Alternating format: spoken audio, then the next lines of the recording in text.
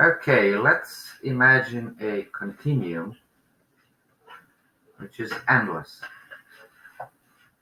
So if you imagine it as a line, which is actually quite a nonsense, if you're talking about something which is infinite and got no spatial direction like that. But let's imagine that we're talking about an infinite in the form of a line which extends to infinity on one side and to infinity on the other side, and each element is equal to every other element. So they're all named as letter M, and they're all M's. So they all share the very same nature of their N-ness. Right? They're all the same. But each of them is an individual. So we took these segments from 1 to 6. And this individual we termed 1, this individual we named 2, this one we named 3, although they're all M's. So they're all the same in their nature. But they're not one. Right? They're not one. Each one is separate. Here we are talking not about conscious individuals in a sense we are, but we may be talking about some kind of half asleep or asleep beings. They behave like individual beings, they have their own individuality, but they're fully reactive. They're fully reactive. So that's like if you can imagine somebody who's, walking in sleep, or somebody who's hypnotized or something like that. Or somebody unconscious, still alive and can react to certain impulses, but does not do anything on the basis of self-determinism. So we have something like that here. Now imagine that somehow this entity, number 1, receives an impulse. And becomes red. It's changed. It's changed because it's received an impulse. And impulse stopped. That happened just once, and impulse stopped. The following entity in the same continuum copies this one. It copies. Reactively, unconsciously, it copies its content. And it becomes red too. But as impulse stopped, we said, it just happened in one instant, this one returned to its original state. But the next one also copies this redness, while the previous one returns to its original state. And the next one copies, and this one returns to original state. And the next one copies, and this one returns to original state. And the last one in our series copies the impulse, while the earlier one returns to original state. And in that way, we have illusion of movement. This red one, which was here, suddenly appears here. We have illusion that it moved in space, in that continuum. While in reality, what happened is that it was just copying. Totally automatic, totally reactive, totally unconscious copy. It is possible that maybe electricity travels the same way. Maybe some atom copies a certain state or quality, and then the one next to him copies that, and the next one copies that, and the next one copies that, and the next one copies that, and the next one copies that. And we have an illusion, we have a perception of electricity flowing.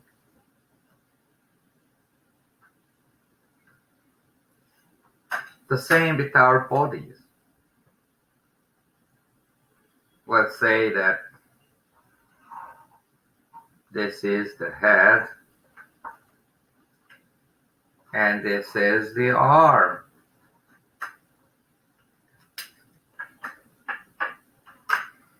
And head, or the being,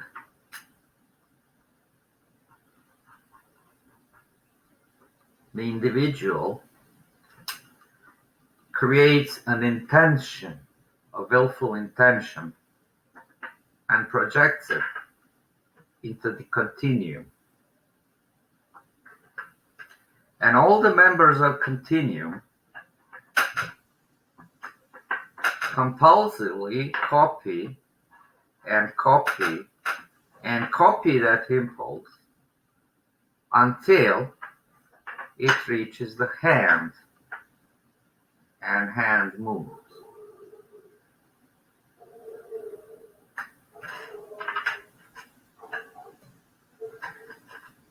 And I believe that this principle of copying is behind many phenomena we observe in nature. And not only in the physical realm, but also in non-physical realm. And that the basis actually would be these beings. We shall not name them now. But they constitute this continuum actually of existence. And all phenomena happen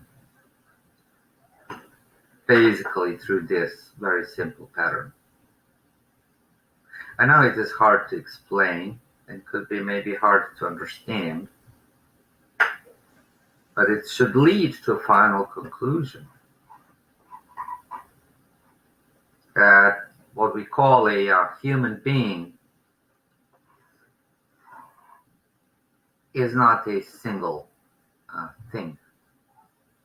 Obviously, it has body, and it has feelings, and it has thought, universe, or mind. It has will. Also, inside all those levels, which constitute the being, apparently those levels itself are made of semi-conscious elements, which are in mutual interaction. And that interaction is solely and only based on copying. That this element will copy this one, whatever there is. And that's why they, in a state of, let's say, a state of balance, it all appear, and they all appear like being the same. Actually, the appearance of the continuum is due to the fact that they are copying. So if there is a new impulse introduced into continuum, obviously that the impulse puts the continuum out of balance. We are representing it here by having all these stones of, well, not really the same color, because I didn't have the same color, but these, let's say, cold blue-green colors. And now we suddenly have this crimson or whatever warm color here. The continuum is out of balance. So in order to make the balance, they copy and copy and copy. If there is no continual inflow of impulse or influence, we will perceive that alien element as traveling through the continuum. But of course, if there would happen like an overall and total and absolute